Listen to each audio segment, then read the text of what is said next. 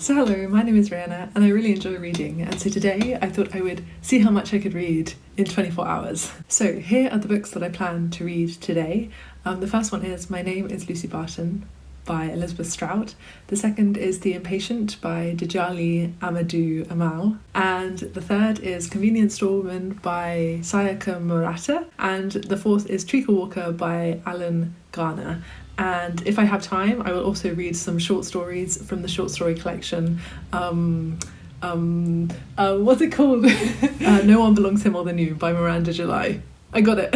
And so I don't know how much of these I'm going to read, but I've picked these books because they're all not too long. And the idea is that I want to try and see like how many books I can read in the 24-hour period. So I thought picking short books would mean that I read more books. And I've chosen My Name is Lucy Barton, The Impatient and Treacle because I have this gosh, why can't I get my words today? I'm getting everything. I have this audiobook app called BorrowBox, and this is like a free audiobook app linked to my library in Dorset in the UK, and I love it because there are so many free audiobooks on it.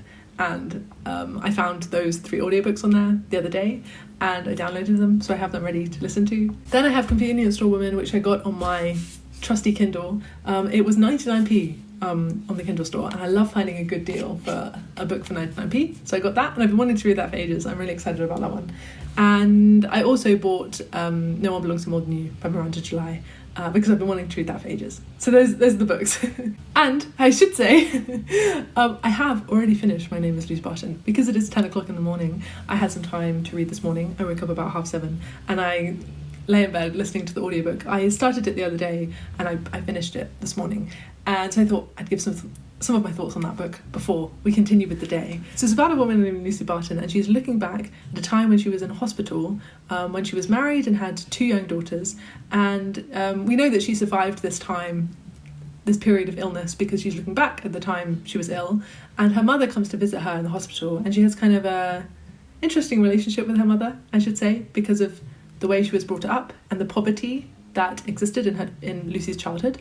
And what I found really interesting with these conversations is how great it does subtext. So Lucy and her mother never really talk about their relationship explicitly. They're often talking about other people's relationships and kind of gossiping. And I liked how that kind of sat on the top, and under the surface you had all these kind of unspoken things between them. And yeah, it showed how they were kind of bad at communicating with each other. And I really liked how this novel explored mothers and daughters and how your childhood kind of affects that relationship into adulthood. And I liked how the novel explored how poverty in childhood can affect you into adulthood. There is a part where Lucy's talking about a relationship she had with a man, and how she told that man that when she was a kid they couldn't really afford food, and so they would eat a lot of beans, and he joked about how they would be farting all the time, and it was that singular thing that he said that made her not want to be with him anymore. And she commented on how it was interesting that a person can just say one thing and then your sudden opinion on them completely changes, which I thought was an interesting observation. And I also love stories about characters, I should say that, and this novel is so about the characters. Really, the characters are the focus point of this story. One could argue there's not so much of a plot, but I sometimes I really love a plot. I want a story where there's twists and turns, but a lot of the time I read because I love reading about human beings and how they work, and this novel is great if you love that kind of thing. Okay, so now let's continue with the day. I think I'm going to listen to The Impatient. Next I might go for a walk because you might be able to tell it's very sunny today. It's of course cold because it's February, but the sky is blue and looks so beautiful outside, and there's a lake nearby where I live. So I might go for a walk, listen to my audiobook, and then come back and have some lunch.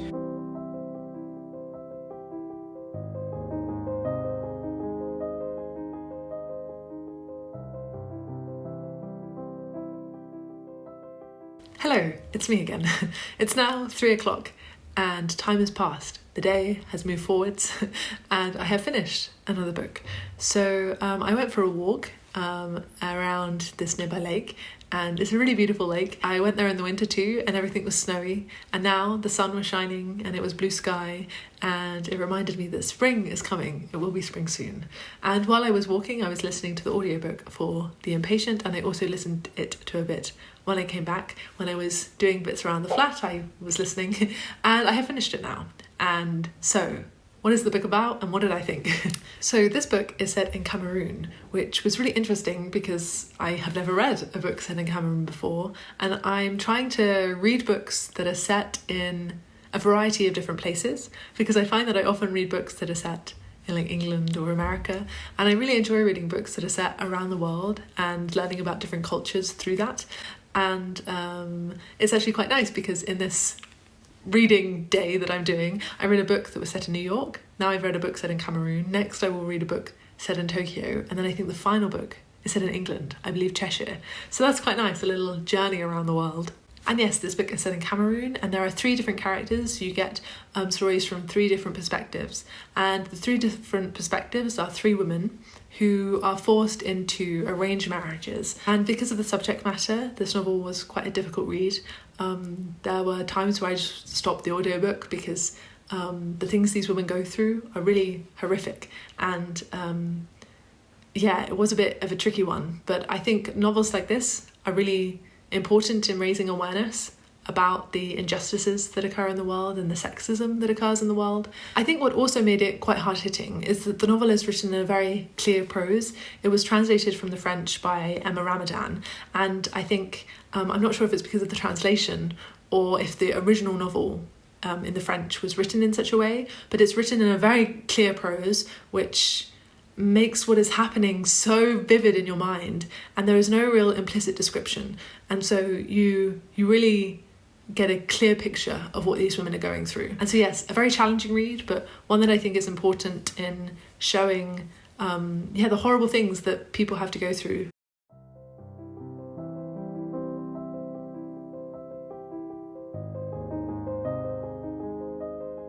So hello, I have now finished another book. I finished Convenience Store Woman, and I loved this book. It was great. It's a very short book. My Kindle said it was only an hour and 44 minutes long when I started to read it, and it took me about that long to read it. And yeah, what a great little book. I've only just finished it, so let me try and speak about it articulately. So this novel is about a woman who works in a convenience store, and she loves this convenience store. It gives her life center, it gives her life a meaning, and the people around her can't really understand why she loves working in a convenience store so much. They kind of look down on her because they don't really value that job. In society, I suppose that job is not so much valued, and the protagonist doesn't understand why, because she thinks convenience stores are great. And I wrote here in my notes that I love novels that kind of have a small, simple idea and explore it completely. So this novel, the log line, you could say, is a woman loves working in a convenience store, which is fairly simple, but it takes that idea and it explores it completely, and also it explores lots of different ideas off of this one central idea. And I felt like the novel's final idea at the end was that we should just be able to love what we love. I think you shouldn't make yourself work in a job or get married or go a particular direction in life just because you think that direction will be accepted more by your peers. I think you should do what you want to do. If you want to work in a convenience store, you should be able to. If that gives you peace, then don't let anyone look down on it. And I thought that was a really nice meaning. And yeah, what a great little book. I really enjoyed that. And so what I'm going to do now is I'm going to make some dinner and listen to the next audiobook, which is Treacle Walker. And I don't really know anything about this book. I saw that it was shortlisted for the Man Booker, I think a couple of years ago, and it's only 2 hours long. And so I thought I'd give it a go. Let's see what it's like. So hello, it's now the next day, and I did continue reading yesterday evening, but I ended up being too tired to give an update, so I thought I would now. So I finished Treacle Walker yesterday at about 9 o'clock in the evening, and this novel is kind of crazy. Let me try to explain it. So it's about a boy named Joe, and one day a man or an entity or a creature, however we could call him, called Treacle Walker, comes to Joe, and he gives Joe this sight, this ability to see things that he couldn't see before. And Joe then ends up seeing like a man who lives in a swamp, and he also ends up like going through a mirror and having these weird, wonderful, wacky things happen to him. And I did enjoy the kind of madness of this story. As I was listening, I was sort of imagining these weird, wonderful things in my mind, and it really alighted my imagination. And I think if you have a knowledge of mythology, I'm sure this novel has lots of like parts in it that you will understand the references of.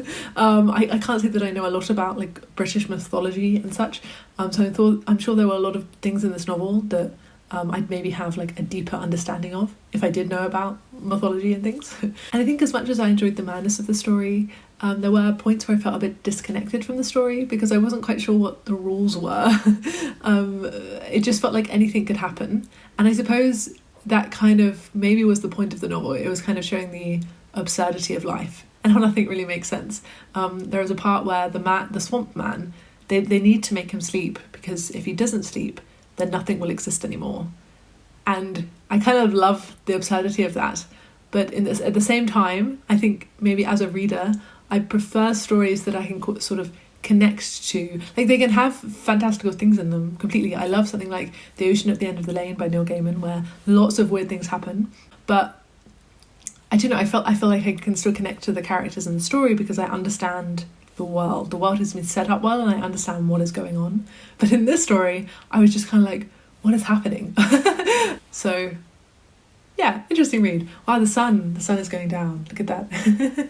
Okay, and then after I finished Treacle Walker, I read 3 stories from... Wow, that sun is really bright. Okay, after I finished Treacle Walker, I read 3 stories from... I always forget this title. No One Belongs Here More Than You by Miranda July. Oh God. I love these stories. What great 3 stories. And I'm really excited to continue with the book.